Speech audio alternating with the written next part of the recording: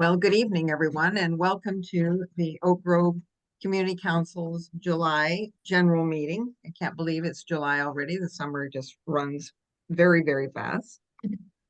So we're going to begin with introductions. But first of all, is there anyone here where this is the first meeting they have attended? Everybody. Oh, okay, KG. Would you like to unmute yourself and tell us who you are and we'd like to know. Hello, I haven't done a Zoom meeting in a while, so I'm grateful for the encouragement around button pushing and muting. I'm like, oh, am I doing this right? I'm Kim, and I am kind of here as a listener and someone who, yeah, I saw that this community meeting was happening. I looked into it last night actually, and I was like, oh, it's tomorrow. So I'm super grateful to be here, and I just am excited to learn what you guys are talking about. And my name is Kimberly and Gwen, and the G at KG, I don't know.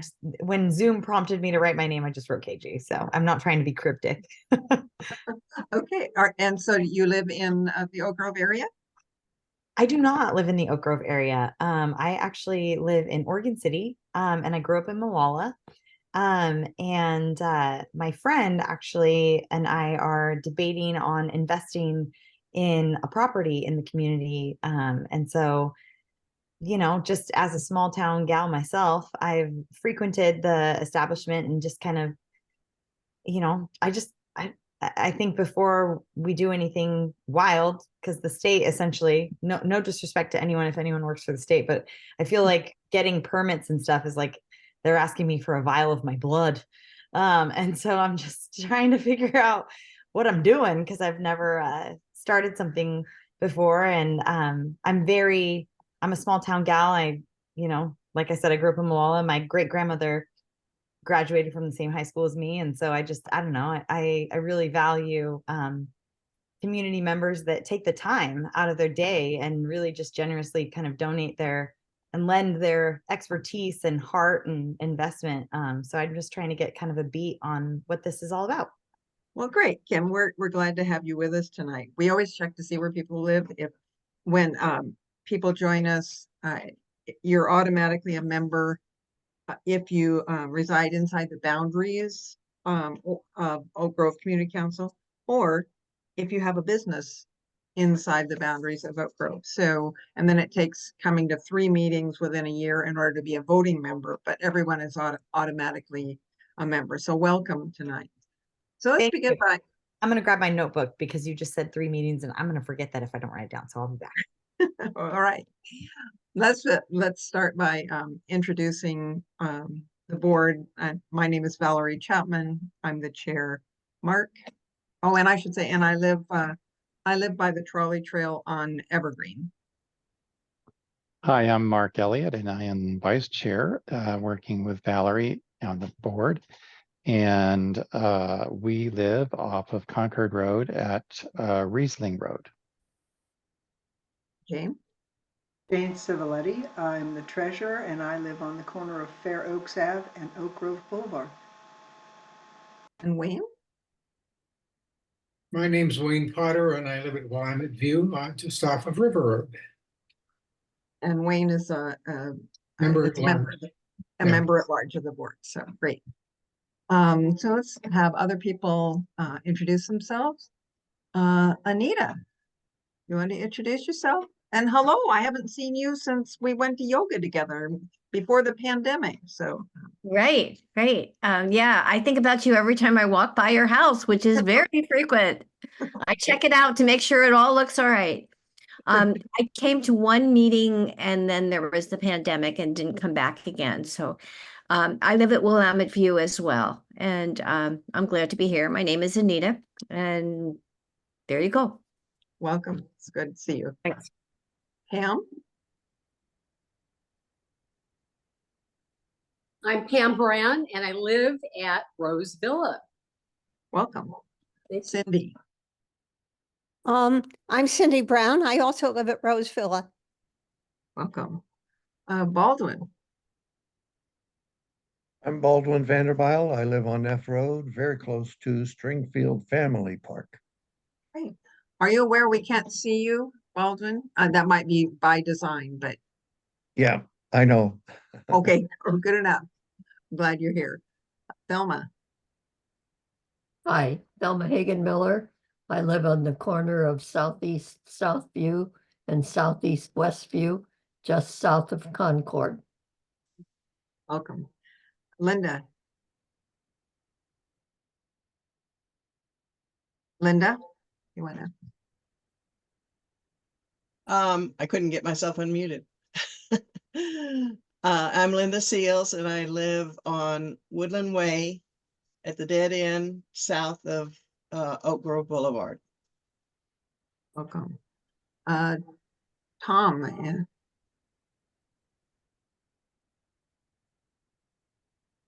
Oh, we're Tom and Jolene. We live on View Crest in Jennings Lodge. welcome. Gwen, I'm Gwen. I live on Evergreen and 25th. it's good to see you. Like Oh, he's in thank the you. other room, so it's good that I can see him online. Okay. Karen, Karen Oberding, and I live on Mulberry off of River Road. great, welcome. Suzanne,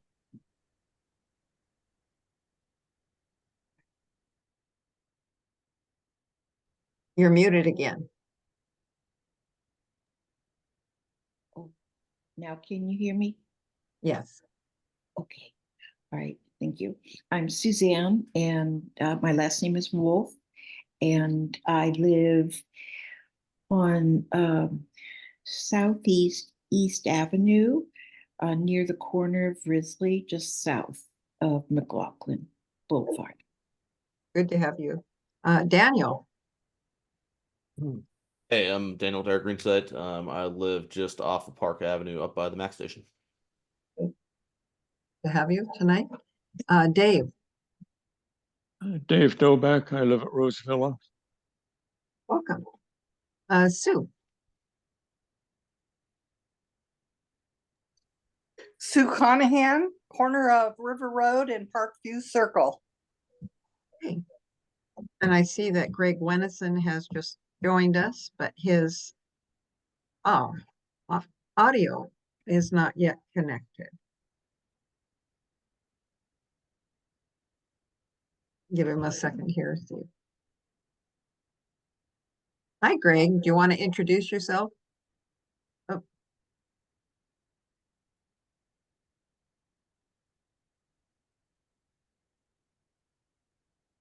Greg, can you hear us? You're muted.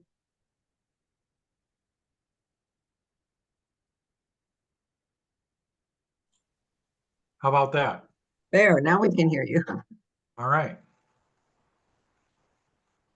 Good to have you tonight. We just went through introductions. So. Jane, would you? I'm trying to get the audio up so I can actually hear it. Okay. Okay.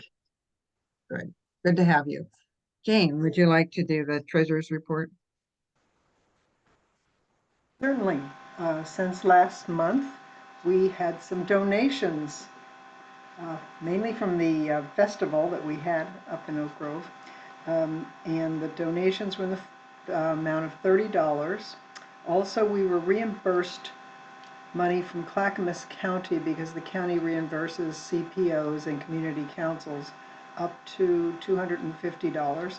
And our request for reimbursement for office supplies, materials of that sort, paying for the website, came to the amount of $243.22, almost $250. So they reimbursed all of it, which brings our total now to $1,317.96.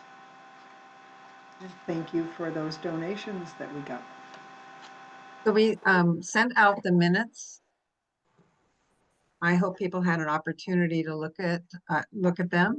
Are there any corrections or additions to the minutes for last month?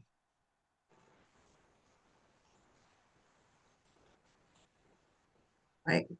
If not, then they will stand the way they were sent out, approved as sent. Okay. All right, well, let's move on with our program. Sarah, I didn't introduce you to let you introduce yourself, but general speaker, you'll have the opportunity to do that. So Sarah McClurg is from the Sheriff's Office, where she does outreach and education for the Sheriff's Office, and she is with us tonight as our main presenter. So Sarah. Thank you very much, and thank you for the invitation to tonight's meeting. I know I wasn't able to make it a couple of times, so we finally got it together tonight. What I wanted to do is just go over some general information about some updates for the Sheriff's Office, and then talk about the crime trends that we're seeing overall in the county, and then also kind of drill down on what we're seeing specifically in your area of the county. And I'm happy to answer any questions. If you should have any, please chime in. That's what I'm here for. So it's been an interesting few years here at the Sheriff's Office, starting with COVID. As you know, I'm sure most of you can relate to. It really kind of shook us up as an agency. We had a lot of people who were very experienced who decided to retire at that time, who had not anticipated necessarily doing that quite so soon, leaving us with a dire need for more staff. And at the same time, due to COVID, we could not hire anyone for about a period of 8 months. So we were existing in quite a deficit staffing wise for a long time. I think a lot of you are probably familiar with how arduous our training program is and our hiring program is. But if you are not, generally speaking, new hires with no previous experience in law enforcement take us around roughly 18 months to get out on the road solo. It's a long process. There's a lot to it, and we want our deputies to be well prepared and ready to go on their first day on the road by themselves. And then we also have been trying to seek as many lateral hires as possible, and we have been pretty lucky in getting some great people with fantastic experience from throughout the country. So we're pretty lucky that way.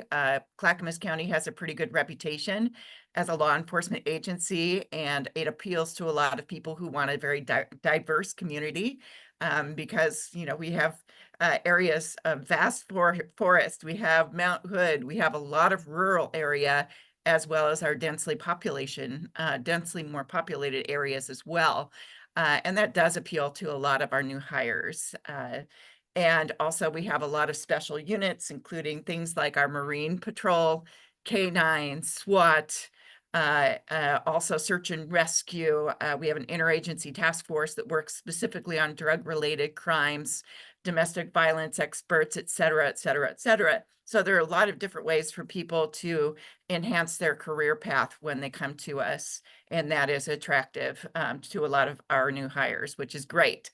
So we had to fast track getting as many people hired as we possibly could. So in the last 3 years, just in 3 years, we've hired about 100 deputies.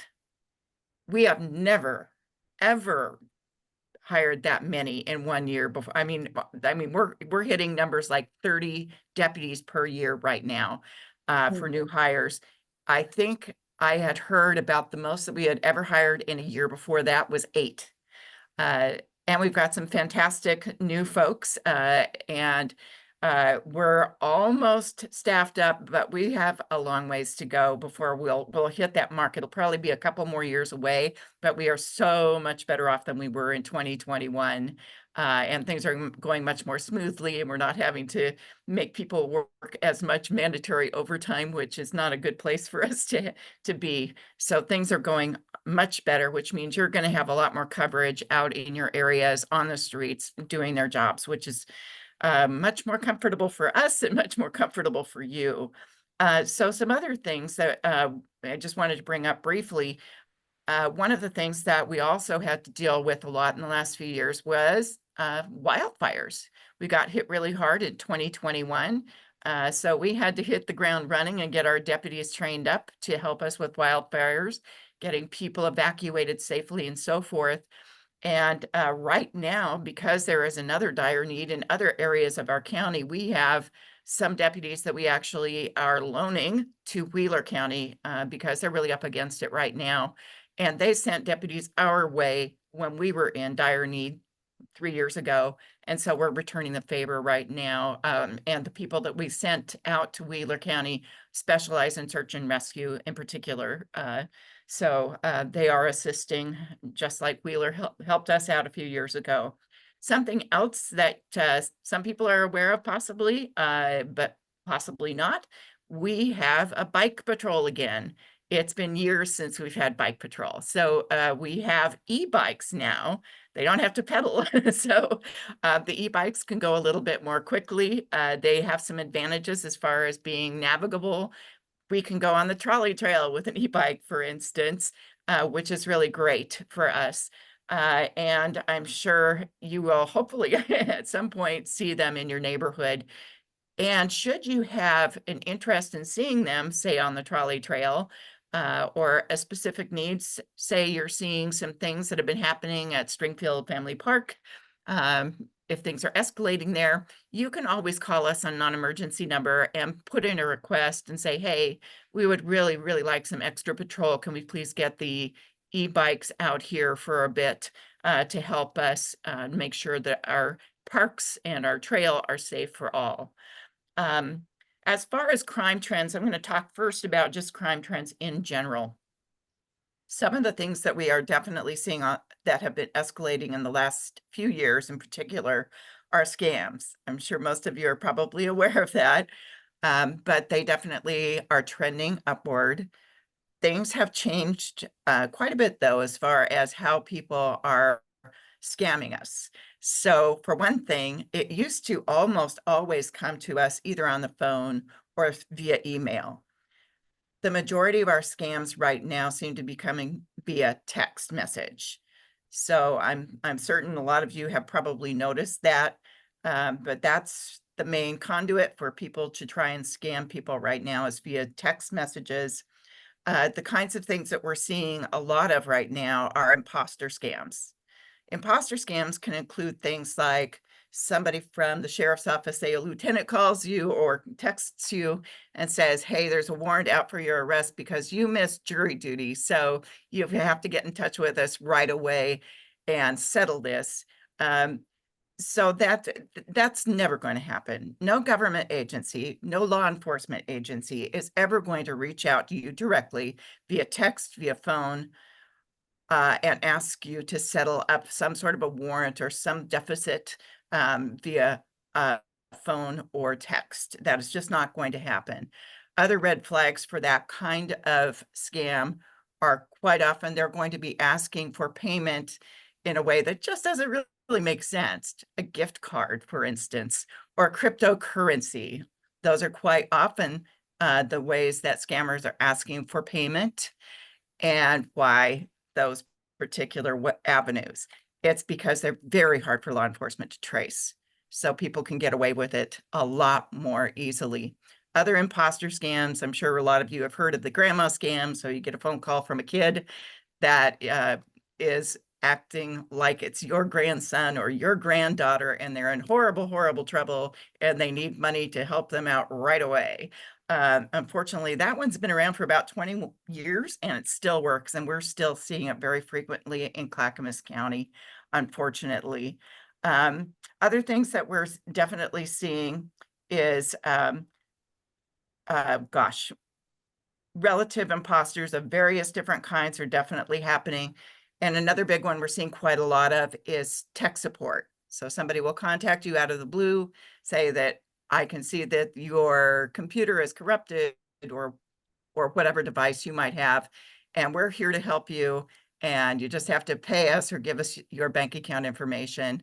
That's not something that is going to typically happen either. Tech support companies do not typically reach out to you and offer their services. So that is also something just to be advised of. The Federal Trade Commission has got a really wonderful website I go to fairly frequently to see what the trends are right now and how people can protect themselves. one of the things that I found alarming was that in 2023, for the very, very first time, the Federal Trade Commission has tracked more than $10 billion in loss in the United States in 1 year. And the numbers keep increasing. Another thing that is trending is that a lot of our victims quite often were older adults. That's changing quite dramatically. The demographic that is getting hit the hardest right now is 20 to 29-year-olds. They quite often are looking for investment scams or relief from debt. Those are things that they're looking for as well. So that's how scammers are getting to them, and through various other scams as well. Now, the monetary loss for people in the 20 to 29-year-old demographic is generally not that significant as compared with older adults. Older adults on average are going to lose between $3,000 and $7,000 from a scam. And younger folks just don't have that kind of money sitting around usually, so their loss may only be in the hundreds. Other things that we are seeing a lot of are shoplifting. I know that there have been several news shows on how shoplifting is really affecting us all. It certainly hits all of our bottom line. We have seen an increase in Clackamas County, especially on 82nd Avenue in particular, but we are seeing it on McLaughlin as well. In particular, Fred Meyer's has been hit very, very hard in the Oak Grove area. You may notice that they have actually shorn up their security measures. They are making it a little bit tougher for people to get away with shoplifting, but they are pretty severely impacted right now. And that's not atypical for stores of that size at all. But also the other things that we're seeing quite a lot of are fentanyl use, sales, overdoses. The overdoses are increasing every single year. All of our deputies are equipped with 2 boxes of naloxone that they carry on their bodies everywhere. Fentanyl is really, really proven to be a very, very tough thing for us to combat. It used to be that 1 dose of naloxone was usually quite often adequate to bring somebody back around if they were overdosing from, say, heroin. We have had situations where our deputies have had to use 6 doses of naloxone to keep somebody alive until an ambulance can get to them. So fentanyl is extremely dangerous, extremely strong, and we're seeing it everywhere in Clackamas County. Which, one of the things I want to bring up to you is that drugs like fentanyl can be taken in all sorts of different ways. A lot of people smoke it. You can ingest it, although that's not the preferred manner, but you also can liquefy it and inject it. If you ever see needles on the street, do not go near them. Do not touch them, period. It's not necessarily that likely, but there's a strong possibility that might be linked to fentanyl, and that is a very dangerous drug to come into contact with. You can call for a deputy's assistance. Depending upon the day, we will try and get out there and take care of that and dispose of it appropriately, but we don't want our public coming into contact with that at all. So I wanted to go over the top crimes that we're seeing in your community right now. First and foremost, I think that the Oak Grove area is actually a very safe area to live in, by and large. We don't get a lot of person crimes. We don't get a lot of attempted murders and things of that nature. Most of what we see in the Oak Grove area and Jennings Lodge area are going to be related to property crimes. So somebody stealing packages off your porch, or stealing your mail, or taking your kid's bike, or breaking into an outbuilding or shed. Those are the kinds of typical things that we will see that happen to our residences. But just going over the numbers from the very beginning of this year, January, through the end of June, so 6 months, the first part of the year, property crimes were definitely king in Oak Grove. We had 149 reported thefts. Criminal mischief, which is defined basically as vandalism, we did have 45 incidents of that in a 6-month period. We did have 27 reports of ID theft and forgery. And we also had quite a few hit and runs, actually, mostly on McLaughlin. We had 24 reported, which is a little unusual, but we did have that many in a 6-month period. Stolen vehicles, we had 24 also. That is another number that we're keeping an eye on. In the past 5 years, we've seen a slight increase in stolen vehicles. The easiest way to try and protect your car from being stolen is never leave it running in front of the 7-Eleven. Not a good idea. Definitely always lock it up, always secure your vehicle.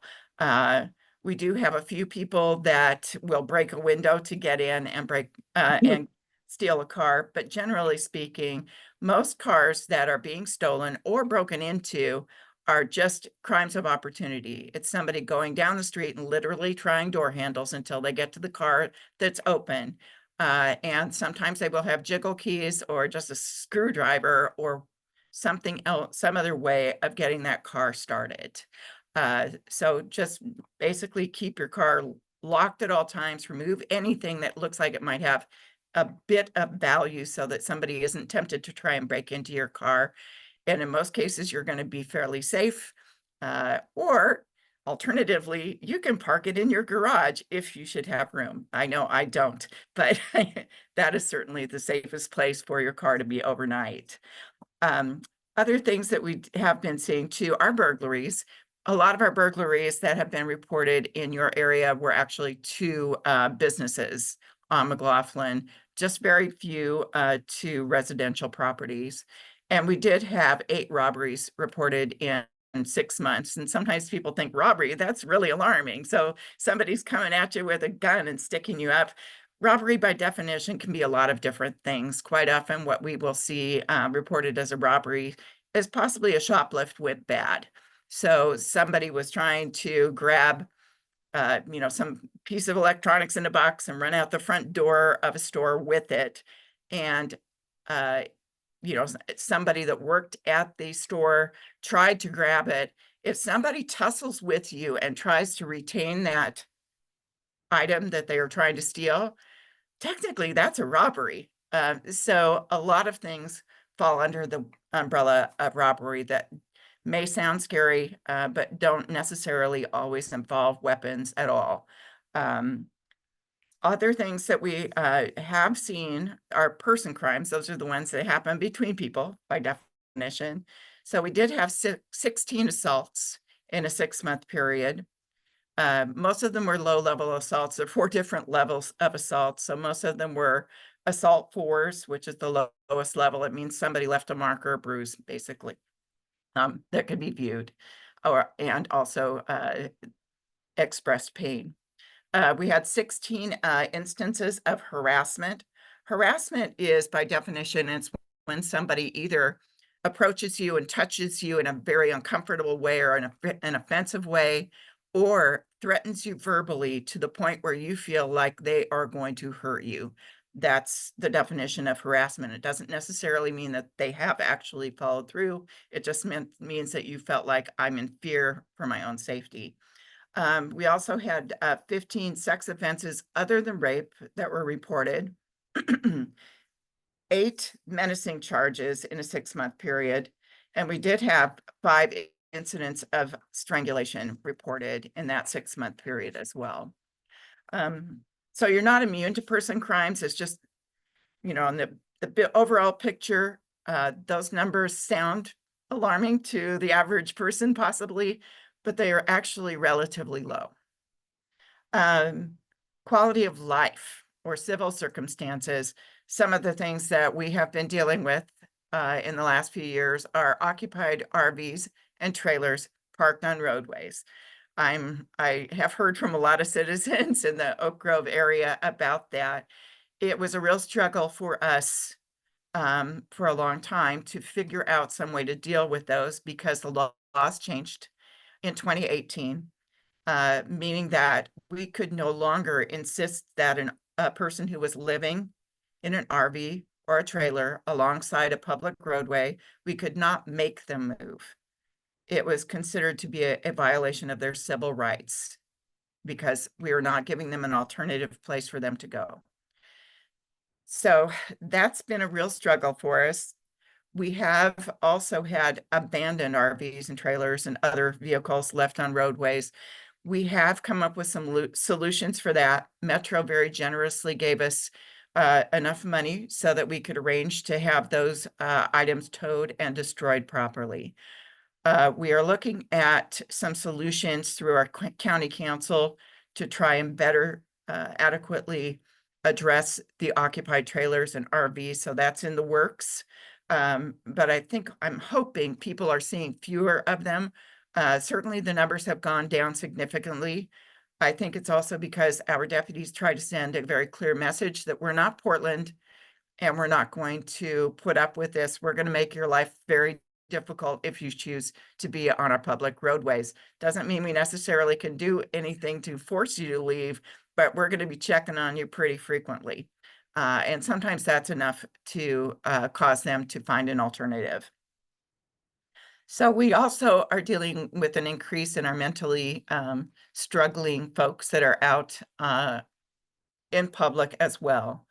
And I'm sure probably most of you haven't seen folks walking along McLaughlin Boulevard and all over the county that really seem to be struggling, maybe yelling at nobody.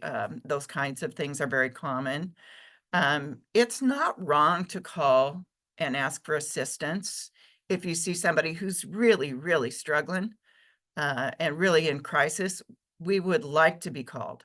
So you can either report that to non-emergency, of course, or if it looks like somebody is really in dire need of help right now, that could be a 911 call. We also do have a really robust mental health system in Clackamas County. We're really building on it. Clackamas County Mental Health is doing a great job. They've got mobile teams that can go out and they can actually be contacted directly now. They have a 24/7 crisis line, which is 503-655-8585. There is also a national crisis line that is relatively new. I think it's been out for about a year now, 988. And if someone should call 988 and it has something to do with someone in our midst, they will refer on to us to follow up with those people. So one of the things that I noticed on your website, and I really appreciate that you've done this, is that you have, it looks like you have a portal to get to our dashboard so that residents can see what's going on in their neck of the woods and see the crime statistics. One of the things I like to clarify, if you are going to that dashboard, you will see that there are two different ways to look at what's going on in your area. There'll be one button that says calls for service, and there'll be one button that says reports. The distinction is calls for service is every time the deputy has done anything. So it could be assist on a roadway. It could be serving civil papers. It could be, a reported assault that didn't have merit. So we didn't take any report on that. So we do a lot of calls for service that don't necessarily mean that we're going to be taking a crime report. So in that 6-month period that I've been talking about, our deputies were in the Oak Grove Community Council area 5,449 times. So you're getting some pretty good service for your area, pretty good saturation, and we do have very good coverage in your area. The only place in the county that probably has more at this point is the 82nd Avenue because their numbers for crimes are higher. Other things that we I just want to note is a lot of the reports that we are taking in your area are really sourced to McLaughlin Boulevard and the businesses. If you go even 3 blocks one direction or the other, the numbers are significantly lower. So even though you're seeing numbers that you might find alarming, boy, I would say the vast majority are probably going to be sourced to businesses that are on or very near McLaughlin Boulevard. other things that I wanted to go over, just reminders, and I know this is all just kind of straightforward, and you would think that most people would know these things, but as far as protecting yourself and your home and your families, things I've mentioned before, locking your car up, also making sure you don't leave your garage door wide open and unattended. We have people who will walk right in and try and steal tools and walk right out. Outbuildings really do need to be secured. Overnight lighting is super great as far as being an effective tool. Criminals don't like to be seen. They don't like to be recognized.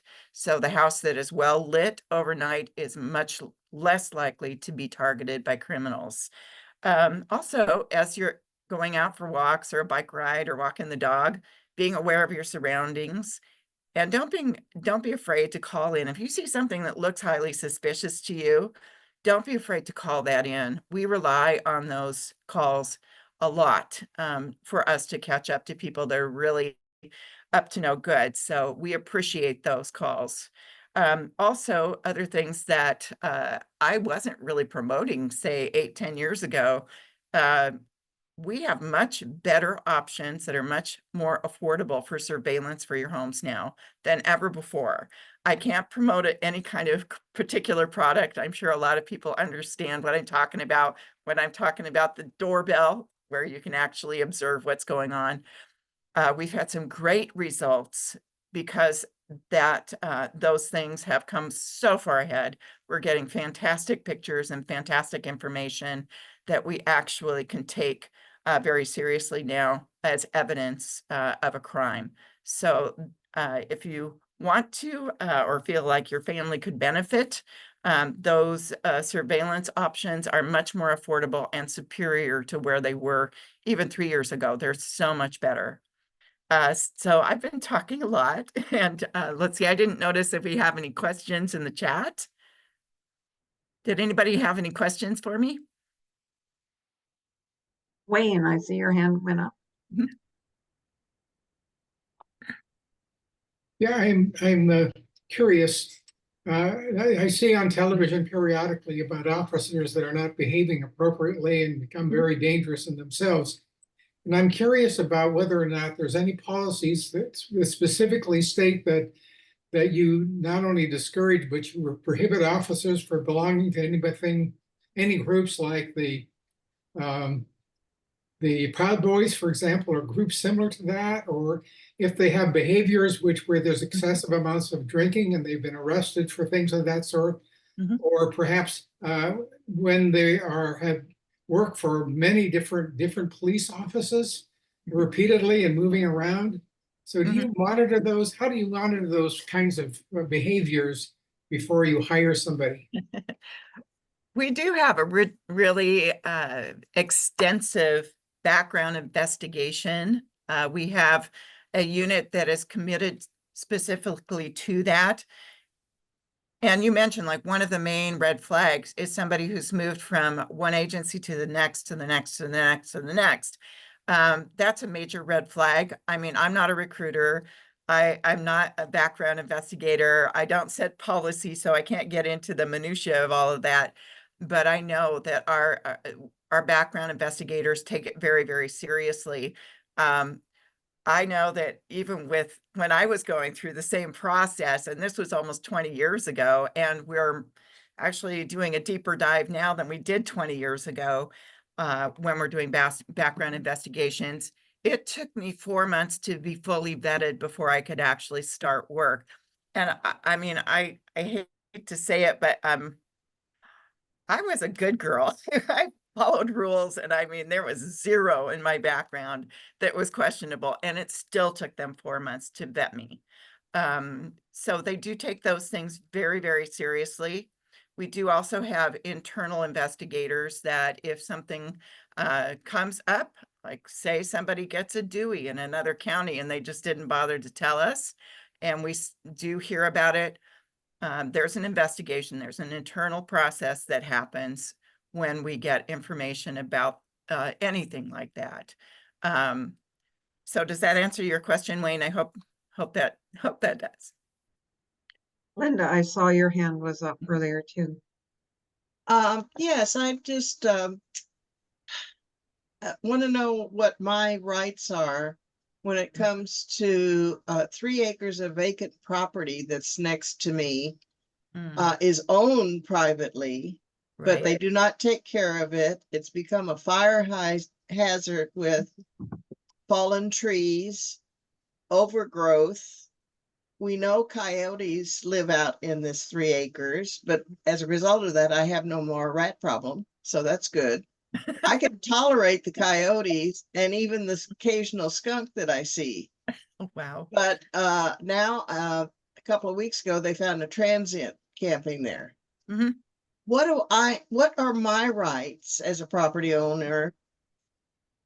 Do I call if I see something, or is there anything that can be done to get the owner to clean the property up?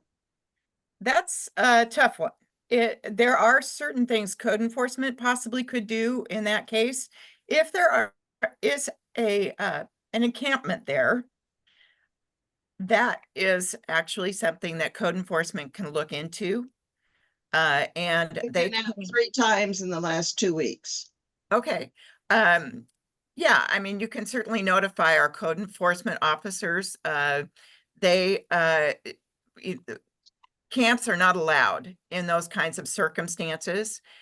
What code enforcement can do is reach out to the property owner, say, hey, are you aware that you have somebody camping on your property? That is against county code. So we need to work with you to get that cleared out. Generally speaking, what code enforcement will do if it's a campsite on a vacant lot that's individually owned, is that they will encourage them strongly to sign up for our exclusion program. What the exclusion program does, and that's through the sheriff's office, it gives our deputies a right to act as agents for the property, walk onto the property regardless of whether or not they have been called to do so, and kick anybody out that's camping there.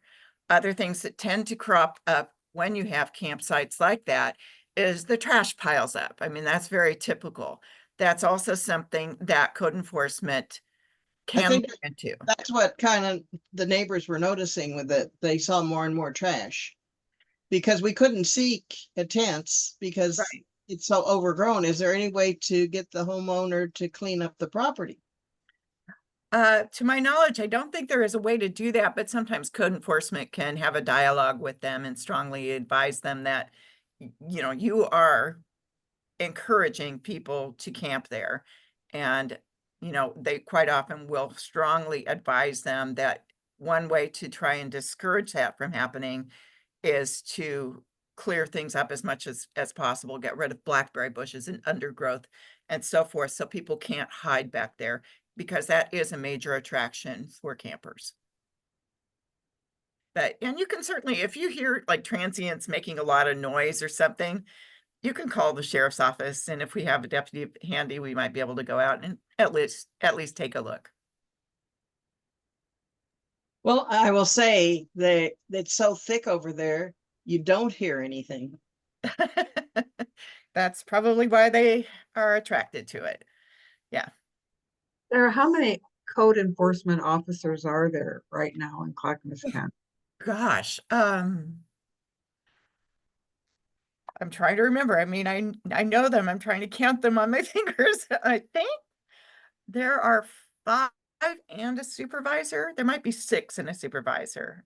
And that's for all of Clackamas County. That's for unincorporated Clackamas County. The townships have their own code enforcement. So Happy Valley, for instance, would have their own code enforcement officers and so forth. But yeah, unincorporated, they have to go everywhere. So it's a lot. It's a lot. Yeah, to keep track. I think it's important when we have these kind of conversations and people bring up property issues and we talk about code enforcement, to understand that because we're an unincorporated area, we don't have that many code enforcement people around. So right, and also be patient. And the restrictions are not nearly as as strict as they might be in, say, a Happy Valley. Right. Kim, I see your hand is up. Yes, thank you. I don't know how to put it down. Maybe you can just say, gotcha. My question, first things first, don't, I wrote in the blurb, whatever this is, the meeting chat, don't hate on yourself for being a good person growing up. But anywho, my big question, is truly around sex offenders. The establishment that we are looking into create is a community space for families to engage in and enjoy, and really a safe place for children to go and for kids to just be safe. And so we are looking at property next to New Urban High School. And so it's been a little tricky when I look online in terms of like, you know, kind of the level of sex offenders and like the proximity that is allowed, or, you know, I don't even know. Honestly, forgive me if I'm using the incorrect terminology. I'm not super snazzy and all the buzzwords, but nonetheless, for lack of, I don't know, relevant, better words, we do not want to necessarily invest in a space that draws children in if it is not wildly safe. And I'm wondering what is like, what are, because online it basically says like within so many feet of a school, registered sex offenders cannot be present, this, that, and the other. Like, what are the, I guess, and feel free to jump in and cut me off if you kind of know where I'm going with this and I don't necessarily know what I don't know. But you know, if we were to have something that had a structure, or, you know, an outside play place, or a place that was an eatery perhaps that encouraged families to come and frequent as like kind of a community center type. That's not necessarily what we're going for, but just for lack of a better word, like how do we ensure and really really speak truthfully about the space that it is 100%, because it's close to the school, and we really want to encourage families to have like a safe space where they don't have to worry about that kind of thing, or perhaps just there is an awareness that individuals who have these types of charges and these types of records are not allowed within X amount of feet of the business. Like, how would I go about obtaining that kind of information? Or do you know anything to that? That's a good question. I think you may have gone online and found the Oregon State Police sex offender registry. One thing that people don't necessarily understand is that that's the worst of the worst. It is not comprehensive. I saw it's level 3. And so there's not like 1 and 2, but I don't what I struggled to locate was like, you know, what does that mean for schools? Because if it's right next to New Urban High School, or if it's in like that super close proximity, like, right. I just don't, I don't understand. And when I start digging, my computer starts giving me all sorts of information I wasn't asking for. So I'm hoping to gain clarity on it. Right. Yeah. It's kind of a tough thing for, you know, for people to find out a lot about. There are different restrictions for different sex offenders depending upon what their crime or crimes were. So they may not be restricted as far as close proximity to a school. For instance, a sex offender that only had adult victims may not have those kinds of restrictions. I wish I could say it's 100% safe next to a school. I can say that the preschool that's in downtown Oak Grove, to my knowledge, has always been a place that's been pretty darn safe. I don't know if that's reassuring to you or not, but I can't remember our sheriff's office being called there. You know, they've managed to manage it and keep it very safe over many, many years. You know, I'm sorry, but go ahead. Well, no, I hate to interrupt you. It's so weird. I'm like, do I interject now? Or no problem. I don't wish to be rude. My thing is like, where can I go online to see like what, like the Oak Grove kind of concentrated, like map, you know, because when I look online, it's kind of conflicting, because when you look at Clackamas County and then you look at Oak Grove, and you kind of, it's almost like you have to type in the address and like zoom in on kind of that exact address and like see like where people are moving. But like, where is the literature, or, you know, kind of the research-based data, or the legal you know, kind of noted parameters that like no one of this level can be within X amount of feet of this particular like space. Like, how do I get that? Boy, that's a good question. Unfortunately, to some degree, the lesser sex offenders are protected because, you know, there's a concern that the public might vilify them and do things that they should not. So, I mean, I can't express to you how it's a convoluted system. You might want to contact, I'm just trying to grasp at straws here. You might want to call parole and probation in Clackamas County and see if they might be able to direct you. I don't know of a source that would get you to what you want. But they might have some ideas if you go to Clackamas County Corrections, parole and probation. They might have some better ideas than I do. Oregon State Police are the ones that maintain the database, but again, those are only going to reveal the worst of the worst, and they're not very exact with regards to address information, as I'm sure you've probably learned. Yeah, it's kind of tricky because ultimately, like, you know, everything right now is all in conversation, like nothing's official. And so we're just kind of like researching and kind of trying to see if this is an area we would like to invest in. But, you know, years ago, the Gladstone Community Center was kind of, are you familiar with that particular spot? I've been there like once or twice over a 20-year period, so not very. Yeah.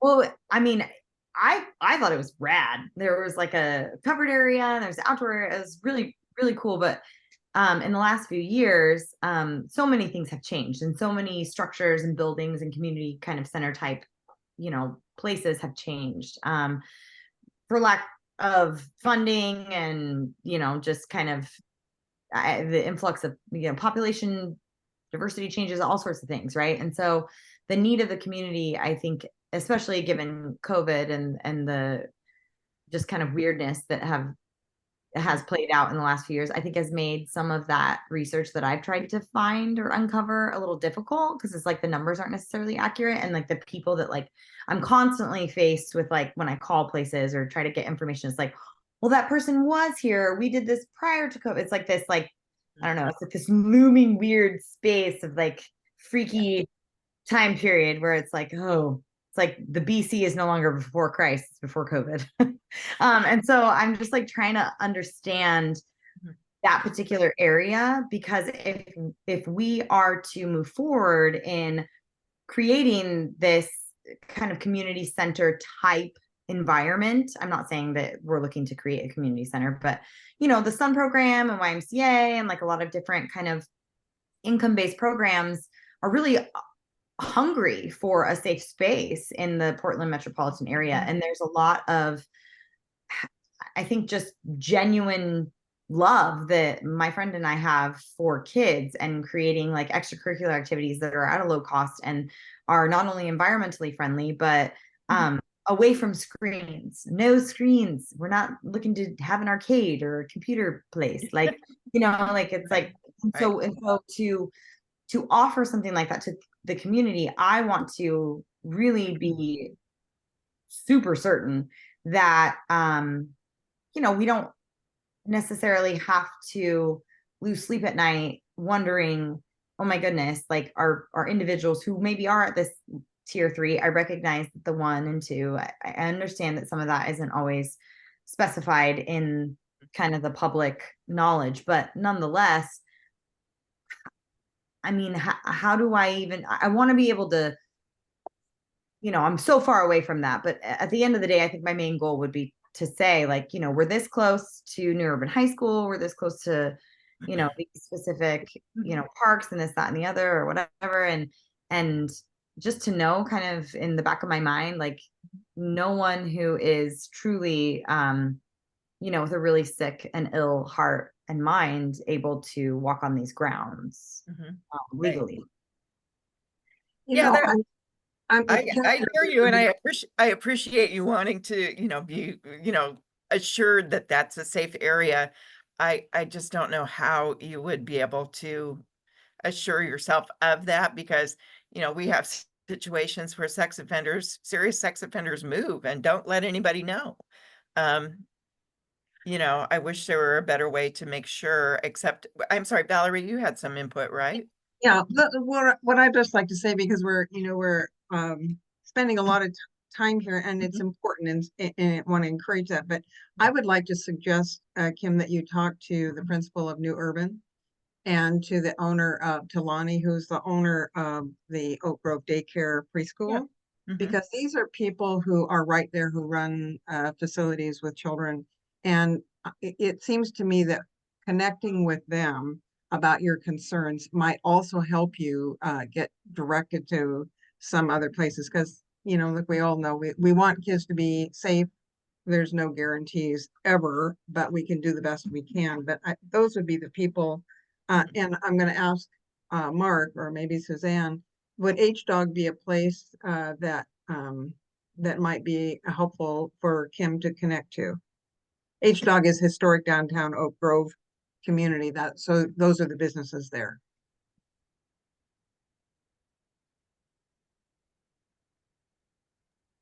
Mark? Yes, I think that's always a good option because it's connected to a lot of the businesses that are in the area as well as some that are outside the area. So I think it is a good place, get some resource and information from them. And they have a website, Kim. They do, yes. We call them HDOG, hdog.org. Yeah. hdog.org. And yeah, I appreciate talking to New Urban. I have contacted them, not for this specific reason. I was actually looking into their art program to see if any of their kiddos were interested in apprenticeship for painting, like murals and stuff like that, just to have like a bridge of community and like a rad opportunity for like experiential learning credits and stuff like that. But I hate to lean on them necessarily, right? I would like rather have somebody in law enforcement to give me that kind of sense of clarity, because I feel like at the end of the day, they don't have that like authority to really solidify like that confidence level. Not that they're not aware or that they have that kind of in with that information, but it's really great. I'm super thankful for you, Sarah, for just kind of spitballing this with me, because to invest in a business in this community that really does at the vein draw families in and really enhance an opportunity for kids to come together, because my friend used to own a place in Selwood, the Pied Piper Cafe, and there was a couple other little spots in the area that I've had, really great, lovely humans that they were much smaller. And so what we're looking to do is something a little bit bigger. And so we just kind of want to, I guess just have more of an awareness and just really kind of that back pocket confidence moving forward, because it's a really big chunk of change and we want to make sure that kids are safe. And yeah. Yeah, very, very understandable. I wish I could be more reassuring. Are there any other questions before we move on the agenda? Mark, Wayne.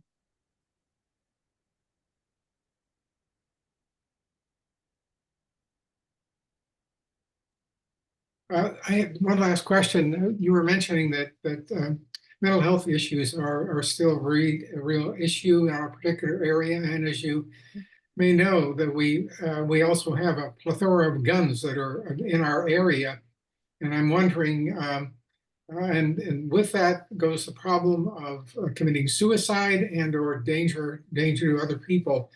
And when I look at the website from the county, I don't see any reference to that sort of thing. Can you give me a better picture to understand some of those issues? Are you talking about statistically or just resources or? Well, I'm sort of thinking, what I don't know what kind of issues are we're faced with in terms of for example, do we have problems with suicides in our areas? Do we have any? You said we don't really have any person-to-person threats as much. I mean, it's not a problem. I just wonder if we take those issues into account when we think of the mixture of guns and we think the mixture of people that are in one shape or another, maybe not socially adept and able to handle themselves in a setting where we're maybe at danger or they themselves are a danger? Do we have any documentation of the level of that problem and what's going on to help forestall that problem? You know, you might be able to get more specific information. We do have a suicide specialist, really great gal, that works with Clackamas Mental Health. Her name is Gallie Murray. She could probably, it's GALLIMURR.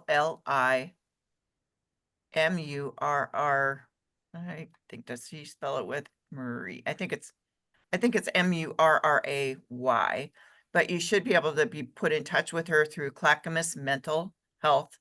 All she does is concentrate on suicide prevention and resources. So she would probably have a lot more information at her fingertips than anybody else I can think of in the county right now.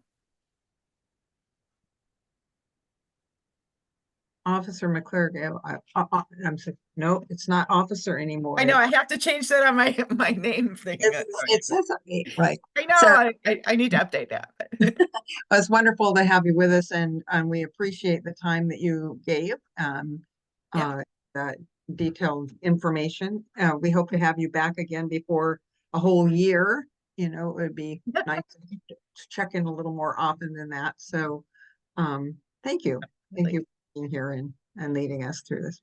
Absolutely. Well, thank you so much for having me. Please call me and let me know when I can come back, and maybe I can bring a friend next time that has some expertise in a different area, and be happy to do that. And if you don't mind, I'm going to sign off since it's middle of the day. All right. Take care. Thank you for being here. Thank you very much.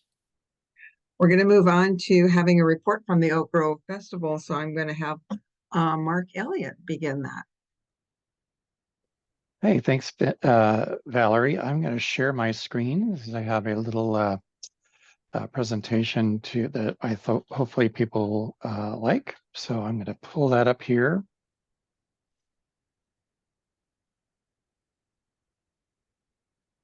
And start that.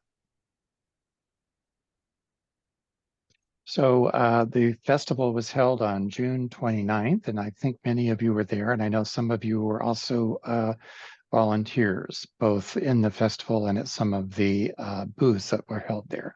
So I want to just go through a few things as a kind of a refresher and review of that. So first of all, how did we do? We had about over 5,000 visitors this year, a few more than last year because of the weather. Last year was less attendance.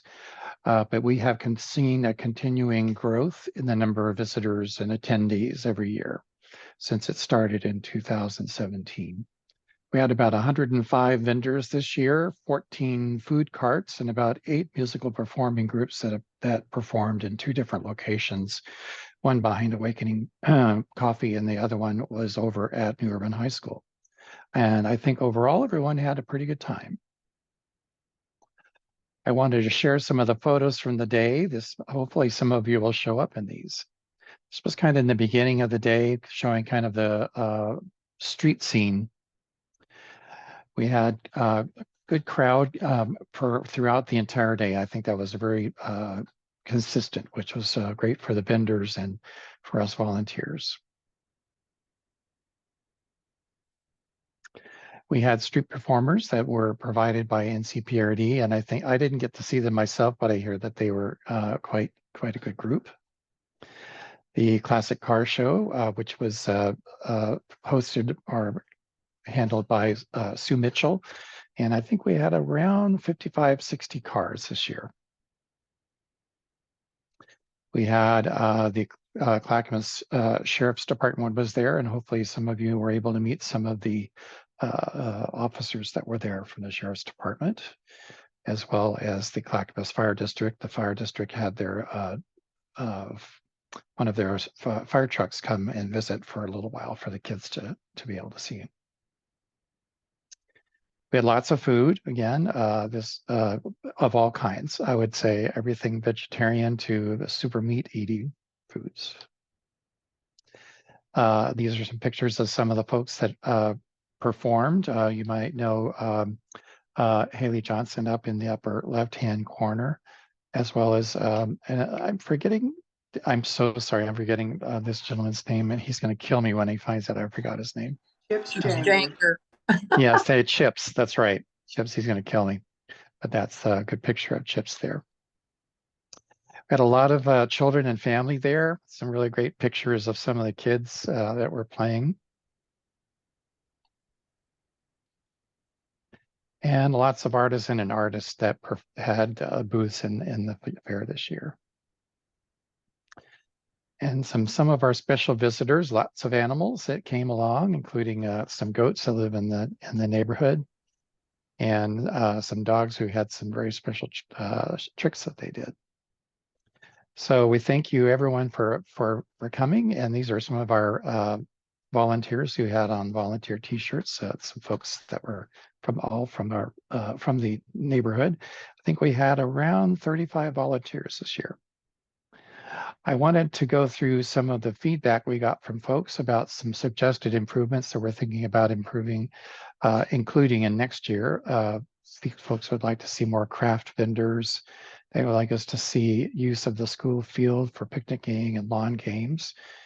Everyone would like to have more shade and more seating throughout the festival, not only just in the food area. Have some better accessibility to the area behind Awakening Coffee. Some folks were hard to get back there if they were in a wheelchair or had mobility issues. Some folks would like us to start earlier and extend the hours until perhaps 5 o'clock. Some folks would love to see misting stations. So this is where you have a mister that kind of throws out a very fine mist, and it can bring down the temperature of the area right around that. And having all the food vendors in one location instead of having them spread out.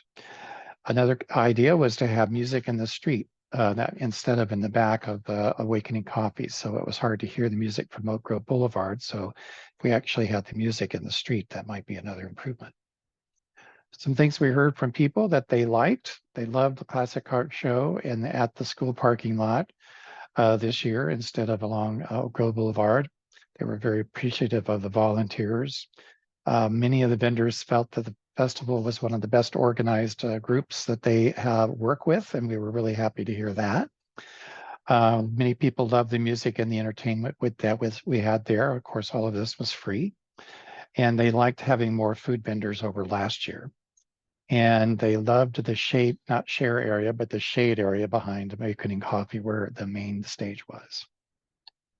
So I just wanted to open it for any questions or comments anybody has, if you'd like to add to that.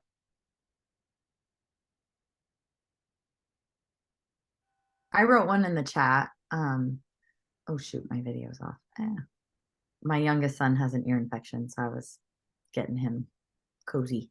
But I was just curious how you got that information. Did you like send out an email, or was it Facebook? Follow the Oak Grove, the community stuff. We were in Canyonlands and camping in Leslie Gulch during that time, but so I missed it. But I'm just curious how you obtained that kind of feedback. I would love to know. Yeah, so good question. So we did it in 2 ways. One is that we reached out to all of our vendors with a questionnaire survey. And then we also did 2 Facebook posts and boost. We often boost our Facebook posts for these, asking for specific feedback from visitors as well as from vendors. So it kind of came from those 3 different sources. And then again, a lot of the volunteers and talking to folks at the festival itself, we got some feedback direct, person to person as well. Thank you. Jane, you had a question.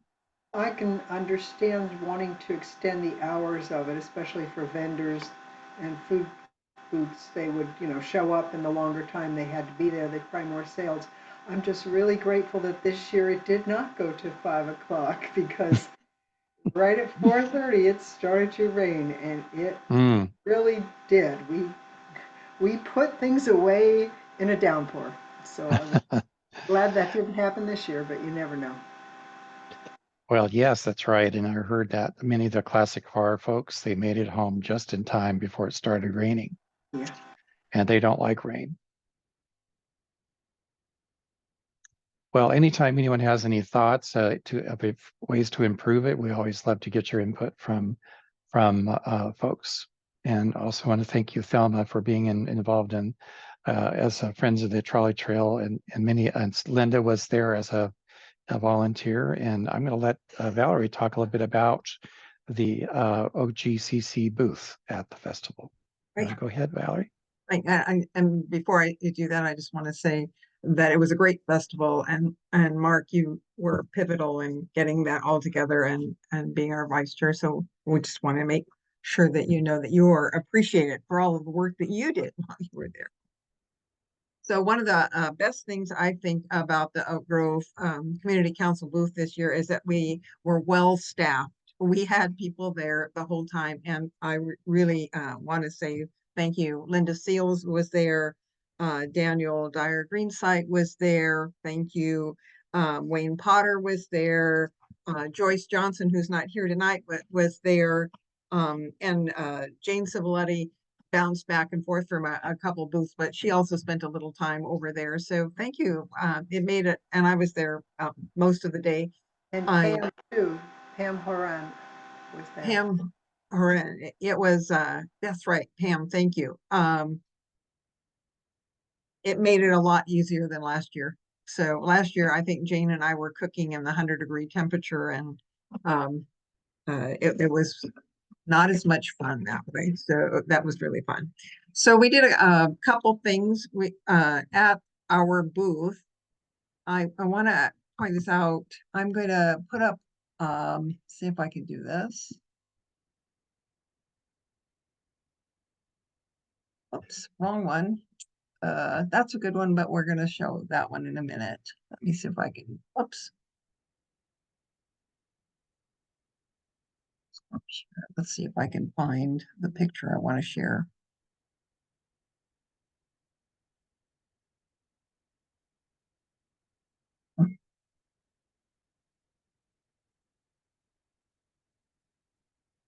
Well, I can't. That's okay. So one of the things that happened is that we had a map that we allowed, people came in and they were able to put their little houses on. I did have a picture, I thought, of that little map. We had about 100 people place their little house on the map where they lived in Oak Grove. But what we learned was that there is that the Census Bureau uses a map of Oak Grove that's different than the map that we have. So this is the boundary, all of this pink area, this comes right from the county. This is a CPO. And I'm going to try to follow this little line. What happened was that the Census Bureau makes this line coming up Neff Road and then going over to Oatfield and then up Thiessen and then jogging over to Hill. That's the boundary that they use. So all of this area and all of this area, which includes everything around Putnam High School and all of this area down here, that was not on our map. It was really disconcerting to us. It was also disconcerting to some of our volunteers because, for example, Joyce Johnson, who helped us, was looking to put her house on the map, and well, I guess I'm not in Oak Grove. Well, when we got home, we looked it up and let her know. I was hoping that she would be here tonight and wanted to make sure she knew what happened. So that was one of the little things that happened that we will rectify next year. It will be the whole map and nothing but the whole map. We'll get people on there, but people seem to enjoy placing their little house on the map. The thing about the map was that it let us know where in our Oak Grove area people are not represented. So we know that the area west, no, excuse me, I'm a little dyslexic, east of Oatfield on the north end of our area, is almost nobody came from that area. So that's an area that we can look to try to encourage people to get involved in the community council. So there's almost nobody. And we had some areas south and east of Oatfield where we had just like one or two little houses. But most of the area, most of the areas that people came from were pretty clustered. So that was helpful to us to kind of know who was involved. The other thing that we had was signs for I Love Oak Grove. We gave out a number of those. It was really tricky how to get one. People had to ask. They said, could I have one of those signs? They got one. So it wasn't very complicated. And then the other thing that we did at the booth that was kind of fun is that we were trying to raise awareness of the businesses in our community and to kind of foster more community. So what we had people do is to let us know their favorite places to be in Oak Grove. And that actually was a pretty popular activity. People seemed to enjoy doing that.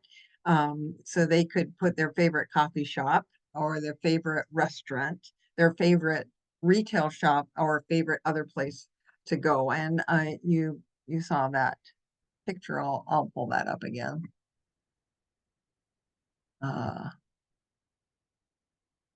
So this is Joe and Ann at Awakening Coffee House, and they're holding the certificate. We made certificates and framed them and took them to the different businesses that were recognized as favorites by the community. And Awakening Coffee, not too surprising, I think, had more recognition as a business than any other business in our area. So it was pretty exciting to go and take that to Joe and Ann. So that's the picture, and we'll put it up on the website. But people asked, would they ever hear about, when people listed their favorites? And yeah, so in the coffee category, Awakening Coffee walked away with it. So there were a couple of other places that were mentioned, Black Rock Coffee being one of them, and the Local being another one. When we got to places to eat in our community, McQueen's Bar and Grill, Sushi Kata, J&R Mexican Restaurant, Arrivederci Wine and Jazz, and El Tapatio all came in as very popular favorite places for our community. And then there was a number of other places that were also mentioned. So we're going to list those and encourage people to participate in supporting the businesses in our area. And then when we got to retail shops, it was the grocery outlet, Fred Meyer and Ace Hardware. They really walked away with it. But there were a lot of other businesses that were mentioned, like Creature Comforts and Daily Records and the Goodwill Store or Mystery Gallery. So those places were also favorites for some people. And then when we just like other favorite places that people like to go, well, the top 3 places were all parks, Risley Park, River Villa Park, and Stringfield Park. So we made certificates for all of the places that came up and that were noticed as favorites in our community. And I have to tell you, it was really fun taking them to the businesses. They were really excited to get them to be recognized as members of the community. So we are going to put a list of every place that was mentioned as a favorite in our community on our website and also on our Facebook page, so people will know what they are. We just encourage people to go and check out those businesses. I know for myself, it was kind of fun. There were businesses that were mentioned that I hadn't heard of. So, and I had to go find them so that I could take things to the businesses. And it would be lovely if someday we actually had a business directory that said, this is the Oak Grove community and these are the businesses that are in the Oak Grove area. I know a lot of us like to do our shopping and taking care of business in our community. But sometimes it's really hard to know what's here. I mean, because we don't have that kind of very specific directory. So that would be nice. And in my conversation with business owners, I found out that they would like to have something like that too. So maybe that's a way that we can in the future all work together as a community. So I also want to, so that's kind of the report back of those kind of activities that we did. And again, we'll put that report up for people to look at. And, but I want to ask, those of you who were at the festival and had an opportunity to drop by, very specifically the Oak Grove Community Council booth, if you had any comments or thoughts, if there are things you would like to see us try next year, or how did you think it went? We'd like to hear from you. One thought about the map, and especially just as you were presenting it, I think I realized why there were so few people represented from east of Oatfield is because I think a lot of people don't know the CPO boundaries. I barely even know the CPO boundaries. And when you look at the actual census boundary, it actually is Oatfield Road. That is the eastern boundary that they have of Oak Grove. They call it east of that, they call it Oatfield. That's another CDP technically. So that maybe people thought they're not in Oak Grove, and technically, legally, they're right, except for the CPO, which they may not know. So that may be why. Well, even with the map we had, which had that whole area east, people didn't come by that were, you know, that area. Maybe they just don't go to festivals. I don't know.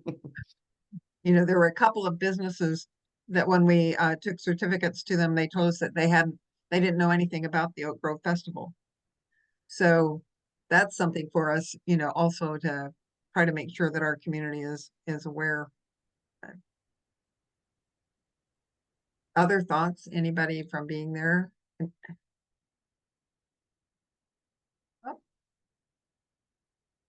Well, okay, that's all we have from the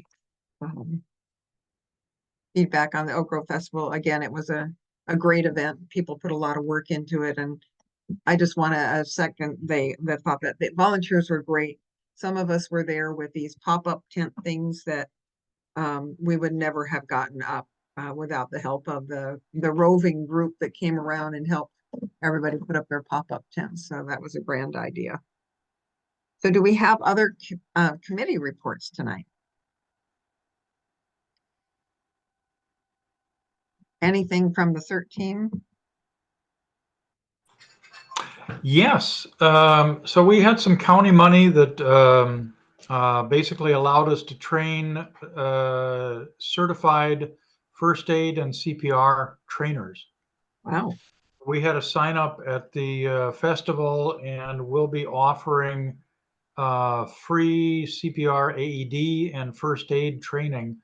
These are by certified trainers, and if you want and need a certification, we can go ahead and do that, but it'll be an $18 pass-through admin fee.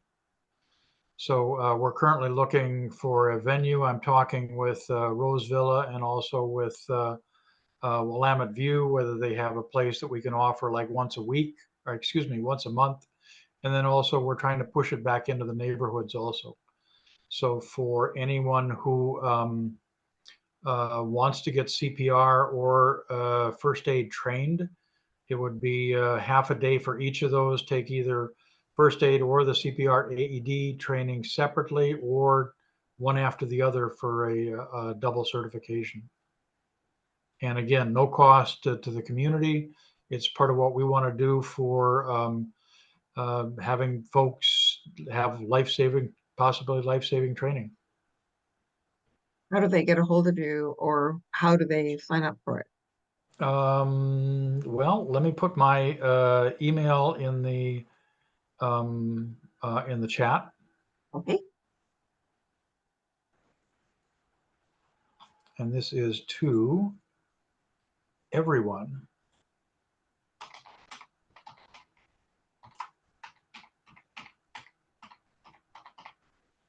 So it's Greg Wen, GREGWENN at sonic.net.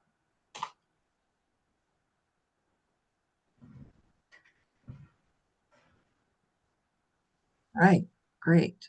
So this is all just part of our basically mission to push preparedness into the communities. So if you got a neighborhood, 5 or 6 people, you can get together that want to train together as a group of neighbors, let us know. And also, you can also go to our Facebook page, Oak Lodge CERT, and leave a note on there too.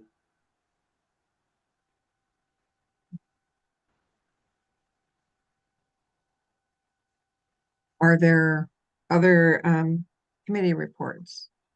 Not necessarily a committee report, but Valerie, I again would like to thank H-Dog and especially Mark Elliott.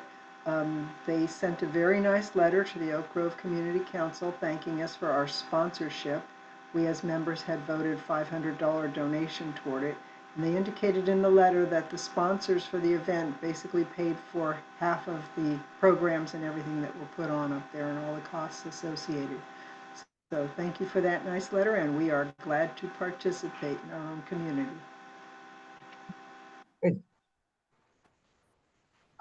Valerie, I did want to make a report out for NCPRD that many of you know that the Parks District is going through a systems plan, which is kind of a master plan that sets the priorities for the district for the next 10 years. There's a community engagement process that's going on right now where people can give input to their thoughts and desires and wants, and that is through this website that I'm going to put in the chat. It's a, did it work? Let's see. There it goes. And this survey is open until the end of July, at which time it will close. So we're looking for a lot of participation from those who live in the NCPRD area. So I'd encourage all of you, if you haven't taken the survey already, to go ahead and take the survey by clicking on that website there or going to NCPRD's, just Google NCPRD system plan and you'll find it. All right, that's it. Thank you. Are there any other committee reports? Thelma. Who did you say? Did you call on me, Valerie? I did call on you. Okay, I thought I heard Ellen. That's why I questioned it. I have a really exciting information for everybody. I had lunch today with the person that is going to take over eventually the CIA newsletter. Take it. Yay, Jane, I agree. This person is based in the community. He doesn't live right here, but he's based in the community and has been here a long time.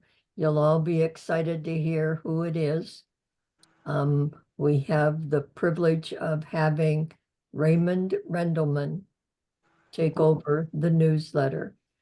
He's not with Pamplin anymore. As you know, Pamplin sold, and he turned in his resignation just before the sale went through, and he came to me. I didn't go to Raymond on this, and he's got the same philosophy of what the newsletter should be like that I have. So he's in training right now, and will be for about a month and a half, and then he'll take it over completely.